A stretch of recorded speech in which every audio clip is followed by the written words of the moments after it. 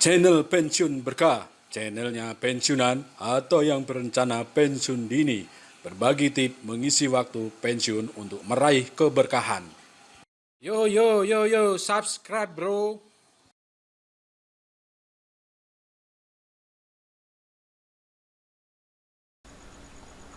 Assalamualaikum warahmatullahi wabarakatuh. Apa kabar pensiuners? Nah, kali ini saya mencoba untuk membuat desain, yaitu desain aquaponik untuk skala medium, artinya bisa dibilang skala industri kecil-kecilan. Nah, yang pertama-tama saya bahas yaitu kira-kira untuk desain seperti ini, ya seperti ini. Kita lihat keliling dulu ya. Nah, ini lahan yang dibutuhkan yaitu berukuran lebar 7 meter, nah panjangnya 14 meter. Nah, ini. Nah, kemudian ada dua zona di sini ya, yaitu zona untuk aquaculturnya ya, aquaculture-nya atau aquacultur, yaitu di bagian belakang. Kemudian untuk sistem rakit apungnya yaitu di area depan. Nah, ini terdiri dari 1, 2, 3, 4, 5 row ya, 5 row. Masing-masing ini setiap kotak ini satu ukuran standar styrofoam. Jadi nanti kita hitung berapa net potnya ya. Nah, sekarang yang kita ulas pertama kali yaitu aquaculturnya ya, karena memang ini yang menjadi dasar utama berhasilnya sebuah aquaponik. Nah, di sini saya bagi 3 buah kolam. Nah, dalam artian ini nanti akan difungsikan untuk pembesaran ikan lele. Jadi karena memang kalau kita lihat ada macam-macam ya, beberapa ikan yang bisa digunakan. Nah, khusus untuk desain yang ini saya titik beratkan ke pembesaran ikan lele. Nah, kenapa saya bagi 3? Nah, ini pembesaran nanti akan dibagi atas 3 ukuran ikan gitu. Jadi waktu awal kita menebar ikan di kolam yang kecil, kemudian setelah besar sedikit atau ukuran medium dimasukkan ke kolam yang tengah ini, kemudian untuk pembesaran sampai panen di kolam yang besar. Nah, ketika ikan-ikan yang kecil ini sudah dipindah ke kolam yang tengah ini, maka akan diisi benih yang baru di kolam yang kecil ini. Jadi rolling terus menerus sehingga ini menjadikan masa panennya lebih pendek gitu. Jadi tidak satu kolam besar ini dijadikan satu kemudian ditaburi ikan yang sama besar. Nah, ini kita bagi 3 supaya cara waktunya dia bisa lebih kontinu. Nah, demikian ya konsepnya ya. Nah, kemudian dari kolam ini masing-masing airnya nanti akan dialirkan ke filter. Nah, filternya ada di sebelah kanan ini. Nah, bagaimana cara kerja filternya? Cara kerja filternya yaitu bahwa ketika air dari rakit apung itu akan dipompa naik ke kolam. Nah, ke kolam ini. Nah, ini yang arah pompanya ya, ini ke sini. Nah, kemudian dialirkan ke 3 kolam ini masing-masing dengan pengaturan keran air. Nah, nanti jadi sehingga bisa diatur di mana yang kebutuhan airnya lebih besar, di mana perlu pengaturan airnya supaya masing-masing ikan ini jadi lebih sehat. Mungkin yang kolam yang besar dia alirannya lebih besar, kolam yang sedang juga alirannya lebih kecil, nah yang kecil juga lebih kecil lagi. Nah, air yang ada di sini kemudian dia karena ditambah sehingga nanti akan masuk ke, nah ini dia dari bawah naik ke atas, nah kemudian masuk ke arah yang ini ya, pipa yang ini ke arah chamber yang pertama. Nah, ini sebenarnya lubang atasnya sehingga tidak ada efek sifon. Kalau ini tertutup, air bisa efek sifon habis di sini kalau ada kebocoran. Nah, kemudian masuk ke chamber yang pertama yaitu chamber vortex. Nah, vortex. Vortex ini nanti alirannya sehingga dia diatur supaya berputar, kemudian kotoran dia ada di bawah atau turun ke bawah, kemudian air yang cukup bersih walaupun masih ada kotoran ya, kemudian naik masuk ke filter yang pertama. Nah, filter yang pertama itu filter mekanik, artinya dia hanya untuk memisahkan kotoran-kotoran yang lebih besar ya, lebih besar. Nah, ini biasanya diisi untuk yang mekanik ini bisa busa, mat, atau yang murah mungkin jaring ikan ya, bisa jaring ikan bekas. Nah, bisa dicari di Tokopedia itu banyak ya, search aja jaring ikan bekas gitu. Nah, dari chamber yang pertama atau kolam filter yang pertama itu masuk ke filter biologi. Nah, ini gimana sih sebenarnya bentuk dari pipanya sendiri? Nah, pipanya itu seperti ini. Sama prinsipnya. Jadi ke atas ya, di atas, di sebelah atas, kemudian masuk ke bawah sehingga dia kotoran tetap ada di bawah. Nah, kira-kira seperti itu. Nah, demikian yang ini sama persis dengan yang ini nih. Jadi kalau lihat ini sama bentuknya. Nah, kira-kira seperti itu.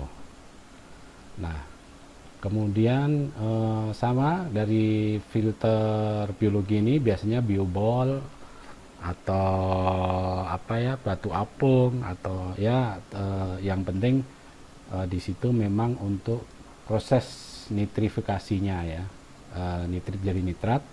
Nah, kemudian setelah itu air masuk ke chamber yang terakhir ini. Nah, ini chamber kosong ya. Di sini biasanya diisi dengan, kalau mau tambahan mineral biasanya di chamber ini diletakkan.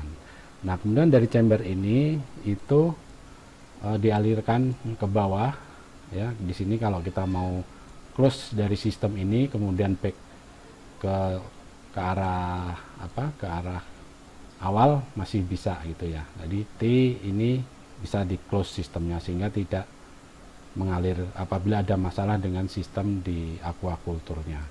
Nah, kemudian dari sini itu dialirkan ke grow bednya atau ke rakit apung. Nah, ini masing-masing ada pengaturan kerannya sehingga bisa diatur besar kecilnya yang masuk ke arah rakit apung. Nah, terus kemudian air mengalir dari ujung yang di sini sampai ujung yang di sini. Nah, kemudian di situ kita lihat di bawahnya seperti apa. Nah, kira-kira seperti ini. Nah, ke bawah terus gabung semua aliran airnya sampai kembali lagi nanti ke kolam. Nah, ini dipompa oleh airlift ya, airlift kan aerator, nanti dibuat airlift sistemnya supaya bisa naik ke kolam. Nah, kira-kira seperti itu. Nah, kemudian ukuran-ukurannya sendiri ini disesuaikan dengan standar ukuran grow bednya ini atau rakit apungnya ini disesuaikan dengan standar ukuran styrofoamnya. Nah, styrofoam itu biasanya ukurannya 1 kali 2 meter. Nah, ini ukuran jarak-jaraknya adalah jarak ke samping itu 15 cm, kemudian jarak yang memanjangnya itu 20 cm. Bisa juga dibikin 20-20. Nah, ini supaya lebih efektif dibikin 15-20 sehingga satu ininya bisa banyak gitu ya. Nah, ini ukurannya 1 meter lebarnya. Nah, kemudian tingginya sendiri 40 cm. Nah, kemudian jarak antara kolam antara rakit apung itu yang di sini kita buat 80. Nah, ini adalah jalur utama, artinya lebih cenderung banyak pengangkutan barang atau panen, itu lebih jalur utamanya di sini. Nah, sedangkan di sini kita cukup 60 cm untuk perawatan, 60 cm di sini. Nah, kira-kira seperti itu, lebar 1 meter, tingginya 40 cm. Nah, kira-kira seperti itu. Jadi nanti prinsipnya ini ikan yang dipelihara di sini ya, aquaculture-nya ini akan memberikan nutrisi di 1, 2, 3, 4, 5 buah grow bed atau sistem rakit apung. Nah, insya Allah ini akan kita implementasikan desain ini, dan nanti kalau sudah berjalan mungkin akan saya update lagi. Nah, kenapa yang diatepin hanya sistem aquaculture-nya, sementara di bagian grow bed-nya itu tidak diatepin? Karena memang ini kita minimalis untuk biaya ya, sehingga aquaculture itu cukup rentan terhadap air hujan, sehingga air hujan tidak mempengaruhi kolam lele atau bagian filternya. Nah, kemudian juga difungsikan nanti di atas ini kita tutup dan dijadikan untuk pembibitan atau semai, untuk semai ya, semai. Jadi lebih efektif di sini semai. Nah, kemudian ini apabila hujan nanti sistemnya ditutup atau sistemnya dimatikan, pompanya dimatikan, sehingga air hujan yang tertampung di grow bed ini tidak masuk ke sistem aquaculturnya. Nah, kemudian setelah 2 jam lebih atau 3 jam, sehingga air yang di dalam ini sudah netral, cukup netral, baru sistemnya dijalankan lagi. Kira-kira demikian penjelasan desainnya. Nah, ini sendiri sekitar 1.600 lebih net pot ya. Nah, kalau jaraknya diperlebar mungkin 20-20 bisa mungkin 1.500-an lah ya. 1.500 net pot. Nah, cukup besar, cukup lumayan ya. Dan ini sistemnya rakit apung. Nah, bahan-bahannya sendiri lebih baik dianjurkan mungkin untuk ininya bisa menggunakan papan bekas atau bekas peti kemas. Nah, kemudian mungkin untuk kolamnya sendiri bisa menggunakan terpal atau bisa menggunakan fleksi atau MMT bekas printan itu ya. Atau kalau mau beli yang baru ini juga bisa itu MMT, pakai MMT. Demikian juga kolamnya, ini semua menggunakan itu ya. Kolam, kemudian ini kolam yang ini juga diusahakan menggunakan MMT. Nah, kalau yang bulat ini menggunakan drum gitu ya. Nah, pipa-pipanya sendiri ini besarnya sekitar minimal 2 inch atau 2,5 inch. Kemudian yang utama ini, pipa-pipa utama ini bisa menggunakan pipa 3 inch. Nah, kira-kira demikian. Berapakah besarnya biaya? Mungkin bisa dihitung sendirilah ya, karena material yang dipakai itu tergantung kualitasnya juga. Nah, untuk rangkanya mungkin baja ringan atau bambu bisa lebih murah ya. Nah, kira-kira demikian. Semoga bermanfaat desain ini ya. Bisa skalanya diperkecil, artinya kolamnya jadi 1, kemudian ini mungkin hanya 4 atau 2 gitu ya. Jadi fleksibel, tapi secara prinsip sistemnya seperti itu. Nah ya, nah semoga bermanfaat desain dari aquaponik ini. Demikian dari saya. Assalamualaikum warahmatullahi wabarakatuh. Salam pensiuners.